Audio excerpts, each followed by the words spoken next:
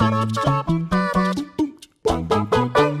everybody, welcome to WhatCulture Gaming. I'm Scott and we need to talk about Final Fantasy VII Remake's ending. Now, we're going to get into full spoilers, full mega flare, oh my god, end of the world, meteor spoilers. So you have been warned, obviously this is an ending discussion, breakdown and theory. But you have been warned. Up front, I love this stuff. I love the direction they're going. I know it's ridiculous. It's full on Tetsuya Nomura coming in, Mr. Kingdom Hearts, and going, what can we do to shake up the formula for Final Fantasy VII to extend and expand on what people thought might happen, that it might just be a direct one-to-one remake. It's not. It couldn't be further from the truth, and the very end, the final 40 minutes, are pretty much cleaving the fandom in two. So at the very end of Final Fantasy VII Remake, you come up against the fact that the Whispers that were following you for the entire time are pretty much a manifestation of destiny. They were trying the whole time through the game, all the different chapters, all the times that they intervened, they were trying to maintain the timeline as it was in the original game. And so, you know, that boils down to getting in the way of certain characters interacting before they're supposed to, bringing Barrett back to life because he's not supposed to die in that moment. They even save Aerith when she falls off a ledge. At the very beginning when you first meet her, she falls off, one of the Whispers catches her, puts her back because she's not supposed to die there.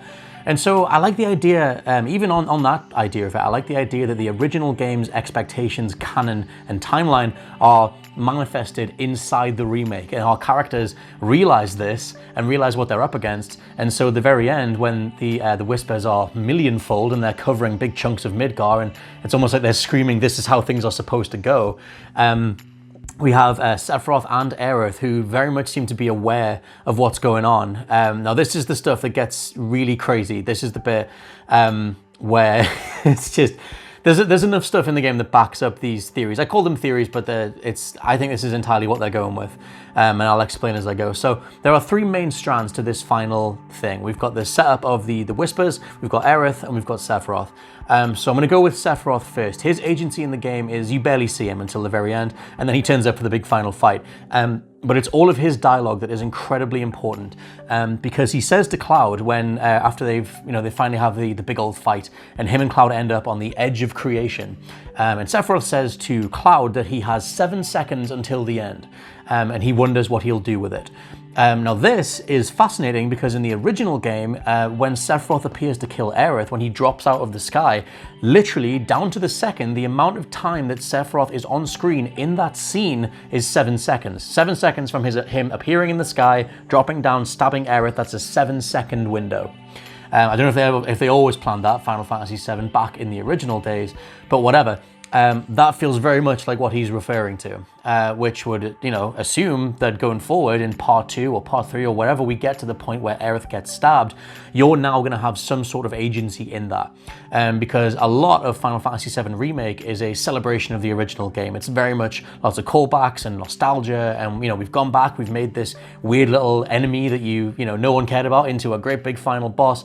Things like that. There's a lot of calls and nods and winks. And, just an acknowledgement that these creatives have been on this ride with us for the last couple of decades. And one of the biggest fan requests, one of the biggest assumptions across the last couple of decades was that Aerith was never supposed to die.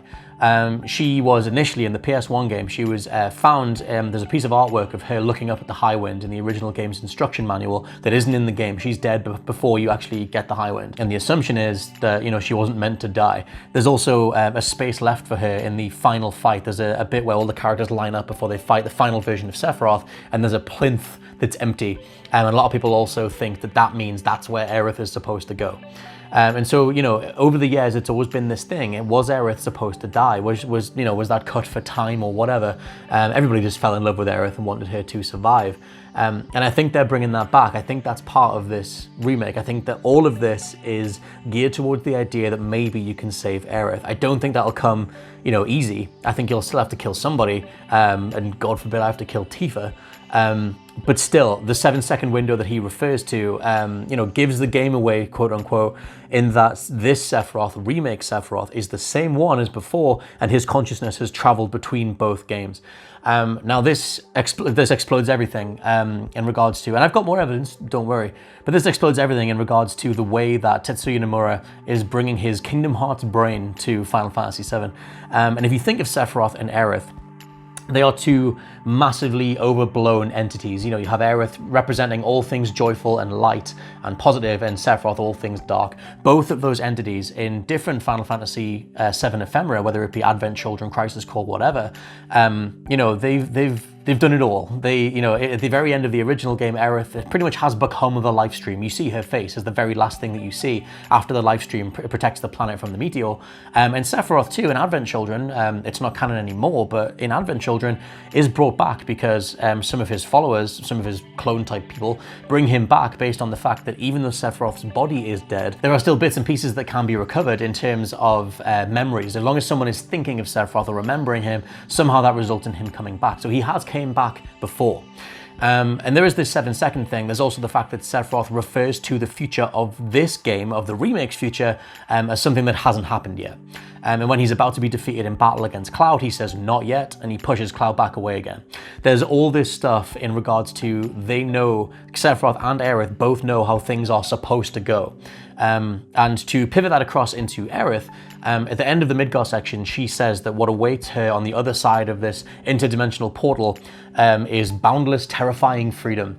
Now, I love this as a comment from the developers to the fans in terms of, look, we've nailed part one, or we think we have. They obviously wrote this, you know, before it's out there. And whatever comes next, it's boundless, it's terrifying. We don't know, but go on this journey with us. I like that as a meta-narrative commentary. But also, Aerith says that whatever happens on the other side of this thing, she says that we won't be ourselves. Nothing will be the same again, because whatever happens to those characters, it's going to be different to what was the original timeline. And it just means that there's more that can be experimented with. I mean, you can also factor in here that we see Zack is still alive.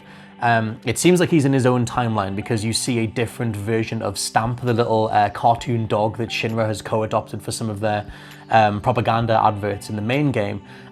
He's a different species, he's a different breed, sorry, of dog in the timeline with Zack, but we see that Zack has survived his onslaught against Shinra, and Zack is very much alive at the very end of that game, looking out over Midgar, which itself is swarmed in whispers. But it seems like with the gang defeating Destiny at the very end, that has freed everything up.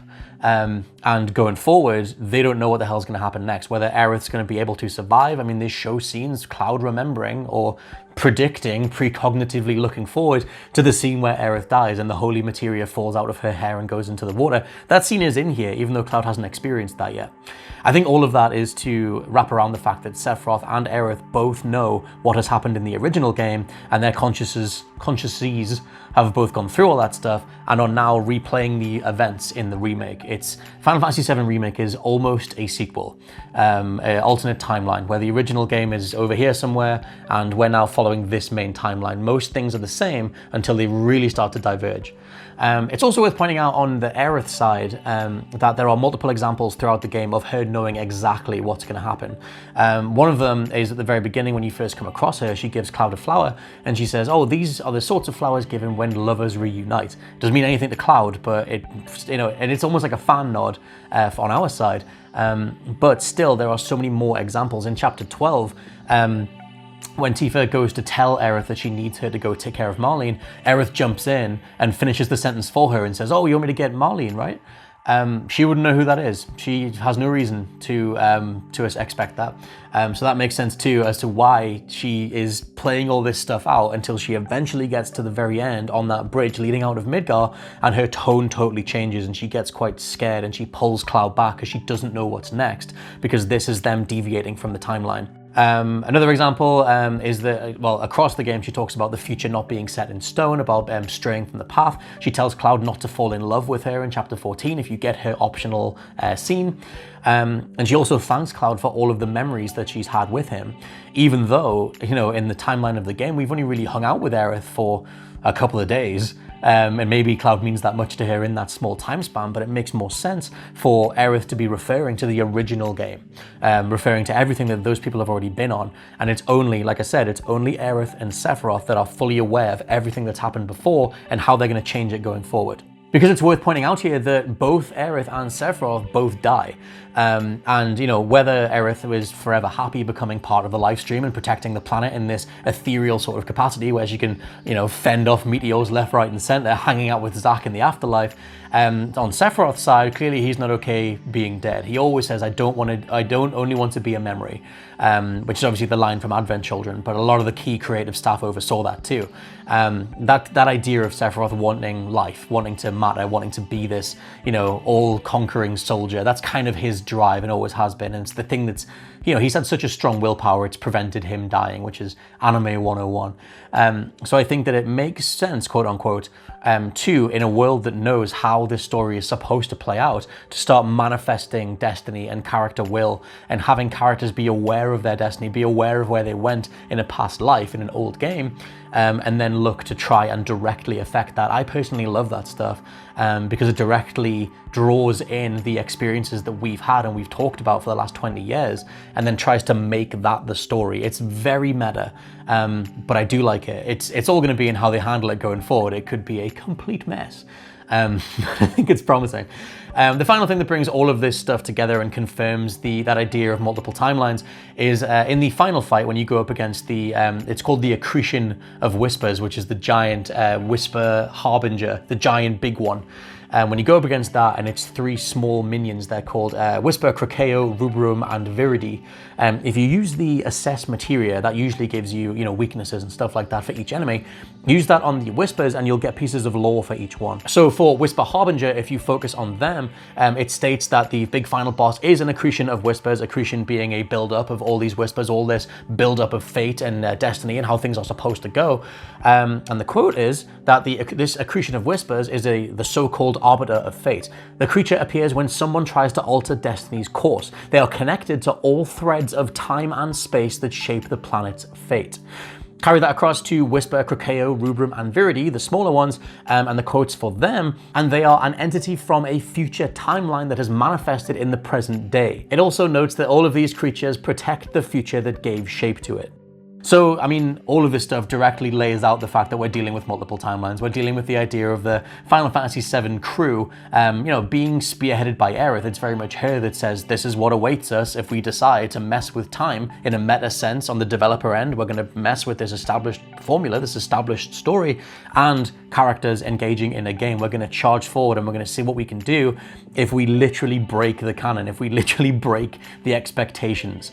I love it. I love how meta it is. I love the fact that they've found a way to codify in-game the idea of resetting expectations overall, because now we don't know if Aerith dies. It's not a foregone conclusion like it was assumed in a pop culture sensibility that, oh, this has to happen and this has to happen. No, it doesn't.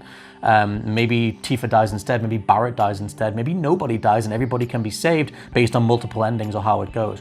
I don't know, but the way that they're going forward with it, you know, it's considering how much, like I said, Final Fantasy VII Remake is this big celebration of the original game.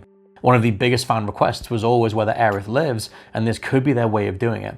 One of the final lines to draw attention to is when you finally beat Sephiroth, Aerith is the one who says, we can change this, we can make it right. Which in a weird way makes it feel like the original Final Fantasy VII was like a bad ending, and this is the one that's going to be the way forward.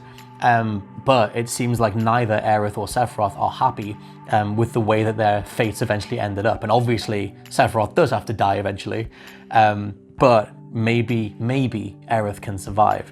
Either way, though, my main thing hangs on the fact that their consciousnesses carry forward.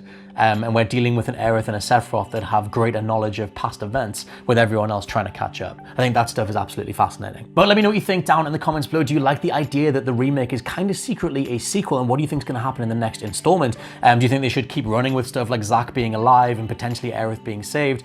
And do you think they've already gone too far with it? What did you think of the Kingdom Hearts influence? Is it already too much not like Final Fantasy VII, the one that you remember? Or are you game for whatever happens next? For now, I've been Scott from WhatCulture.com, and I'll catch you soon.